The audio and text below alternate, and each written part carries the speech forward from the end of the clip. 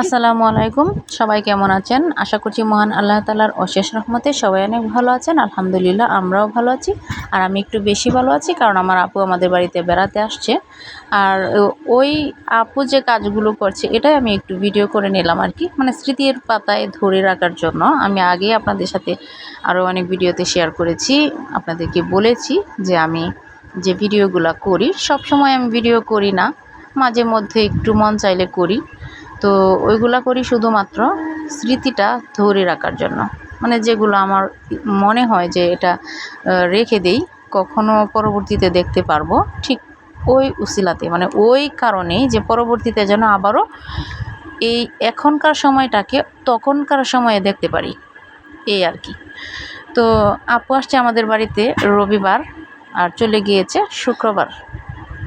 তো আপু আসছিল রবিবারে আসবে, সোমবারে থাকবে এবং মঙ্গলবারে চলে যাবে। কিন্তু আমি একটু সময় বাড়িয়ে নিয়েছি বাড়ি থেকে, মানে দুলাভাইয়ের কাছ থেকে বা আপুর মেয়ের কাছ থেকে ওইভাবে সময় বাড়িয়ে নিলাম যেন আরও 2টা দিন আপু থাকতে পারে।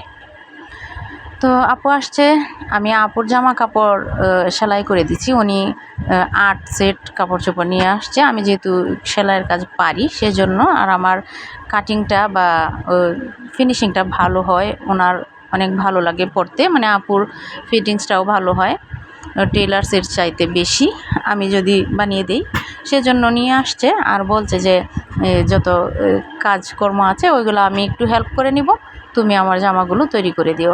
আর এমনিতেও আপু যদি আমাদের বাড়িতে আসে তাহলে আমি যেহেতু পরিবারের সবার ছোটো, তাই ছোটোবেলা থেকেই ওরাই আমাকে বড় করেছে, লালন পালন করেছে। আমার প্রতি মহব্বত একটু বেশি। এখানে আসলে আপু বলবে তোমার কোনো কাজ করতে হবে না, তুমি তো এমনিতেই কাজ করো, আমি করে নিচ্ছি। আসলে তো আপু কাজ করে আপুর সংসারে, তাই না? তবুও এটা হয়তো ভালোবাসা থেকে বলে। আর আপু কাজ করেও, সাথে সাথে কাজও করে, আর আমিও সাথে সাথে হেল্প করি। তো আপু আমার সংসারের কাজগুলো করে নিচ্ছে। আমি আপুর যে কাপড় চোপড়গুলো আছে এটা আপুর ছোটো মেয়ের, এগুলো আপুর, মানে ওদের কাপড়গুলো আর কি আমি তৈরি করে নিচ্ছি, কাটিং করছি, সেলাই করছি, এই আর কি। তো আমারও একটা সেলাই করে নিয়েছিলাম আপুর কাপড়ের সাথেই। তো এভাবে করে আমি এই কাজগুলো এগিয়ে নিচ্ছি আর আপু আমার ওই রান্নাবান্নার কাজটা এগিয়ে নিচ্ছে। তো সকালবেলা আর কি রুই মাছ ভাজি করেছিলাম, সেজন্য ভাজি অনেকগুলো রয়ে গিয়েছে। তাই দুপুরবেলা, কিন্তু এখন যে সময়টা সেটা হচ্ছে দুপুরের পর থেকে আর কি রান্না শুরু করেছি একদম সন্ধ্যা পর্যন্ত। অনেকগুলো আইটেমই রান্না হয়েছে, সবগুলো আমি ভিডিও করতে পারিনি কারণ আমি সেলাই যেহেতু করছিলাম, আমি সেলাইটাও ভিডিও করছিলাম, এর জন্য আমি সব কিছু ধরে রাখতে পারিনি আর কি। তো যতগুলো পেরেছি ততগুলোই আর কি রেখে দিলাম অল্প স্বল্প। তো ওই যে মাছের ভাজিগুলো এগুলো করে নিলাম। আর এই যে গোশতটা আপু মেখে টেকে দিল, তারপর সেলাই রেখে আবার আমি একটু গ্যাস অন করে ওই গোশতটা রান্না করলাম, মাছ ভাজি করলাম। আপু রান্না করছিল মাটির চুলায়, যেহেতু গ্যাসের মধ্যে আমি রান্না করছিলাম। আবার আরেকটা চুলার মধ্যে একটু প্রবলেম হয়ে গিয়েছে, সেজন্য গ্যাসের মধ্যে 2 চুলায় রান্না করতে পারছিলাম না। তাই আপু মাটির চুলায় রান্না করছিল, আমি গ্যাসের চুলায় রান্না করছিলাম। এভাবেই রান্নাটা আর কি এগিয়ে নিলাম। যেহেতু অনেকগুলো আইটেম, আমি কিন্তু এখানে সবগুলো আইটেম ভিডিও করতে পারিনি। তো ওই যে এটা হচ্ছে মাসকলাই ডাল আমাদের কিশোরগঞ্জের ভাষায়। তো এই যে মাসকলাইগুলা এক এক দিকে এক একভাবে রান্না করে। আমার শ্বশুরবাড়ির দিকে আসলে এই পানিটা প্রথমেই গরম করে এই পানির মধ্যেই মশলাগুলো দিবে, হলুদের গুঁড়া, ধনিয়ার গুঁড়া, এগুলো আর কি, লবণ টবণ এগুলো দিয়ে, তারপর যখন পানির মধ্যে বলক আসে তখন মাসকলাইগুলো দিয়ে দেয়, দিয়ে তারপর ঘুটনি দিয়ে ঘাটা দেয়।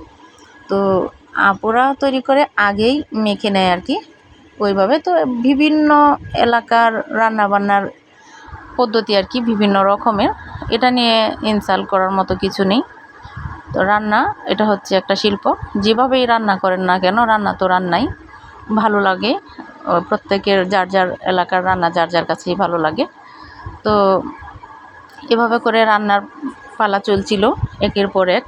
তো এখানে এই যে মাছটা, এই মাছটা কষিয়ে তারপর আমি এটাকে কাটাগুলো আলাদা করে দিয়েছিলাম আপু যেন এই মাসকলাইয়ের ডালের মধ্যে দিতে পারে, সেজন্য আমি একটু হেল্প করেছিলাম। এই মাছগুলো আবার আমি ভাজি করছিলাম ওই গ্যাসের মধ্যে। এভাবেই 2 বোন মিলে রান্নাবান্নাটা এগিয়ে নিলাম। আর আগামীকাল আপু চলে যাবে।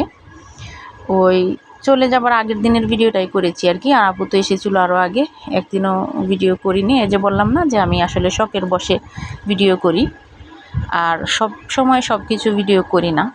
আর যারা একদম সব সময় ভিডিও করে মানে সত্যিকারের ইউটিউবার যারা বা কন্টেন্ট ক্রিয়েটর, তারা কিন্তু সব কিছু ভিডিও করে রাখে, প্রতিটা মুহূর্তকে ওরা ধরে রাখতে চায়। আমি কিন্তু ওইভাবে করি না, শুধুমাত্র স্মৃতি ধরে রাখার প্রয়োজন মনে করি যেটা সেটাই। তো এই যে কাঁঠালটা দেখতে পাচ্ছেন, এটা আমাদের গাছ থেকে পেরেছি। তো আমার হাজব্যান্ড পেরেছে আর কি, উনি গাছের মধ্যে লাস্ট 2টা কাঁঠাল ছিল। তো আপু যেহেতু আসবে, সেজন্য আপু আসার আগের দিনেই উনি কাঁঠালটা পেরে রেখেছেন যাতে করে আপু খেয়ে যেতে পারে। আর ওই কাঁঠালটা আপুকে নিয়ে যাওয়ার জন্য বলছিলাম, আপু কিছুতেই নেয়নি। তারপর বলছি এইটা নেওয়ার জন্য, তো এটা যেহেতু পেকে গিয়েছে, আপু বলছে যে না নিয়ে যাব না, সবাই মিলে এখানেই খাবো। তো ওই যে রান্নাবান্না চলছিল, এখন কিন্তু গ্যাসের মধ্যে আপুই পোলাওটা রান্না করছে। তারপর এখানে ওই চালটা ভেজে নেওয়ার পর রাইস কুকারে বসিয়ে দিব। আমি আসলে পোলাও, বিরিয়ানি, খিচুড়ি, সাদা ভাত ওই সবগুলাই আমি রাইস কুকারে রান্না করে নিই, খুব ইজি মনে হয় আমার কাছে। ওই যে চালটা এখানে ভেজে তারপর রাইস কুকারের মধ্যে দিয়ে পরিমাণ মতো পানি দিয়ে দিলে অটোমেটিক হয়ে যাবে। আর একটা রাইস কুকারের মধ্যে আমি সাদা ভাত বসিয়েছি বড় রাইস কুকারে, আর ছোটোটার মধ্যে পোলাও বসিয়ে দিয়েছি। তো এখন আপু কাঁঠাল ভেঙে নিচ্ছে, মানে রাতের বেলার খাবার। ওই যে বললাম না যে রান্না করতে করতে একদম সন্ধ্যা হয়ে গিয়েছে, অনেকগুলো মানে আইটেম যেহেতু রান্না হয়েছে সেজন্য। তো এখন লাস্টে আপু কাঁঠালটা ভেঙে তারপর সবাইকে নিয়ে আমরা রাতে খাবার দাবার করলাম একদম ভরপুর। তো এখন সকালবেলা এ সময় আমার হাজব্যান্ড ওই যে গাছের মধ্যে কাঁকরোল হয়েছে এগুলো পেরে তারপর রেখে দিয়েছিল যেন আপু নিয়ে যেতে পারে, যেহেতু আপু চলে যাবে। তো আপু কিছুই নিতে চাচ্ছে না, কোনো কিছুই উনি নেবেন না। এ পর্যন্ত আপু কিন্তু কৃষক ফ্যামিলির বলা যায়, কারণ আপু ওদের অনেক জমি জমা আছে, সারা বছর ঘরেরই খায়। বিভিন্ন ধরনের শাক সবজি ওইগুলো আপুরা করে থাকে।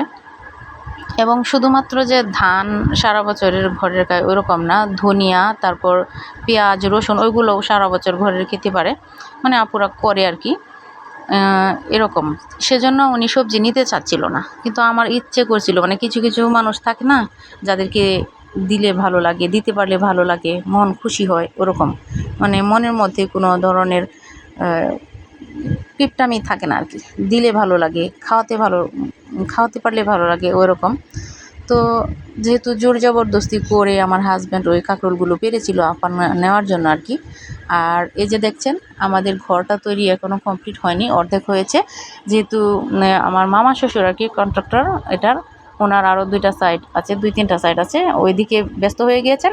আমার এটা একটু পরে করবেন, সেজন্য আমি এখানে সবজি তৈরি করে নিচ্ছি। আর আমার হাজব্যান্ড উনি আমার আর কি যে চাওয়া পাওয়াগুলো আছে সেটা পূরণ করার চেষ্টা করে, বাচ্চাদের যে চাওয়া পাওয়াগুলো, মানে প্রত্যেকের জায়গা থেকে উনি অনেক বেশি দায়িত্ববান। সবার জায়গা থেকে কিভাবে যে সঠিকভাবে দায়িত্বগুলো পালন করে আসলে আমি বুঝতে পারি না। তো যেহেতু আমি সবজি মানে লাগাতে বা করতে পছন্দ করি আর কি, গাছপালাগুলো আমার খুব ভালো লাগে, মানে গাছপালার প্রতি আমার আকাশ পরিমাণ ভালোবাসা, যে কোনো গাছ হোক খুব ভালো লাগে আমার।